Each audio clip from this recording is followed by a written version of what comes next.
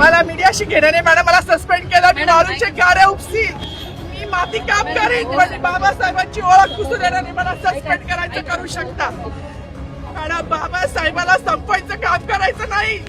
என்னைய சஸ்பெண்ட் பண்ணா கூட பரவாயில்ல, அம்பேத்கரோட பேர் அழிகிறத பார்த்துட்டு நான் சும்மா இருக்க மாட்டேன் அப்படின்னு ஆக்ரோஷமா கண்ணுல நெருப்போட கத்திக்கிட்டு இருக்க இந்த ஒரு காவல் அதிகாரி யாரு அப்படின்னு பார்த்தோம்னா மாதவி ஜாதவ். எதுக்காக அப்படின்றத தெளிவா சொல்றேன். அதாவது மகாராஷ்டிரால குடியரசு தின நிகழ்ச்சி நடந்துச்சு. கடந்த ஜனவரி 26ஆம் தேதி மகாராஷ்டிராவோட வாட்டர் ரிசோர்ஸ் மினிஸ்டரான கிரீஷ் மகஜன் குடியரசு தினத்தை முன்னிட்டு உரையாற்றுறாங்க. அந்த உரையில இந்தியாவோட நிறைய தலைவர்களோட பேரை சொல்றாப்ல. ஆனா அந்த குடியரசு தினம்னு 26ஆம் தேதி நம்ம கொண்டாடுறோம்ல, அதுக்கு முக்கியமான காரணத்துல ஒரு ஆளு எல்லாருக்கும் தெரியும். தெரியலைன்னா தெரிஞ்சுக்கங்க. பாபா சாஹிப் டாக்டர் அண்ணல் அம்பேத்கர் இருக்காருல்ல, அவர்தான் இந்தியாவோட முதல் சட்ட அமைச்சர். அவரோட வரைவு குழுவால நம்ம இந்தியாவுக்கு இப்ப வர நம்ம யூஸ் பண்ற அந்த அரசியலமைப்பு சட்டம் இருக்குல்ல, உருவாக்கி அதை ஏத்துக்கிட்ட நாள் தான் ஜனவரி 26. அப்படி இருக்கிறப்ப அந்த குடியரசு தினத்துக்கு முக்கியமான ஆள் யார் அப்படின்னு பார்த்தோம்னா டாக்டர் அண்ணல் அம்பேத்கர். இப்படி இருக்கிற நிலையில மகாராஷ்டிரால நாசிக் போலீஸ் மைதானம் குடியரசு தின விழா நிகழ்வு நடக்குது. அங்க வந்து இந்த பாஜகவை சேர்ந்த மாநில நீர்வளத்துறை அமைச்சர் கிரீஷ் மகஜன் வந்து உரையாற்றுறாங்க. அந்த உரையில அரசியலமைப்பு சட்டத்தோட தந்தை இருக்காருல நம்ம அண்ணல் அம்பேத்கர், அவரோட பேரை விட்டுட்டு யார் யார் பேரையும் இந்த ஆள் சொல்லி இருக்காப்ல. அப்போ அங்க இருந்த வனத்துறை அதிகாரி மாதவி ஜாதவுக்கு செம்மையா காண்டாகுது. அதை அவங்க உள்ளுக்குள்ளே எல்லாம் பூட்டி வைக்கல. டக்குன்னு வந்து என்னை சஸ்பெண்ட் பண்ணாலும் பரவாயில்ல, ஏன்னா குடியரசு தினத்துக்கு சம்பந்தமே இல்லாத யார் யாரோ பேர்லாம் இருந்தாலும் சொல்லி இருக்காப்ல. ஆனா முக்கியமான ஆளு சட்டமேதை பாபா சாஹிப் டாக்டர் அண்ணல் அம்பேத்கரோட பேர் இருந்தாலும் விட்டுருக்காரு. எல்லாரும் அமைதியா இருக்கிய, நீங்க அமைதியா இருக்கிறத பார்த்தா பர்பஸ்ஃபுல்லா வந்து அம்பேத்கர் வந்து இங்க இருந்து நீக்கலாம், எராடிகேட் பண்ணிடலான்ற மாதிரி பிளான்ல இருக்கீங்களோ, எனக்கு வேலையே போனாலும் அனுமதிக்க மாட்டேன், நான் எதிர்த்து போராடிட்டே இருப்பேன்னு சொல்லிட்டு அந்த லேடி வந்து கத்தி ஆக்ரோஷமா பேசுறாங்க. அது சோசியல் மீடியா பூரா வைரல் ஆகி கிரீஷ் மகஜனுக்கு செருப்படி விழுந்துகிட்டு இருந்துச்சு நாலு மூலையில. கண்டிப்பா அந்த வனத்துறை அதிகாரி மாதவி ஜாதவ நம்ம பாராட்டியே ஆகணும். ஏன்னா சிங்கிள் ஹேண்டடா ஒரு அமைச்சரை வந்து மன்னிப்பு கேட்க வச்சிருக்காங்க.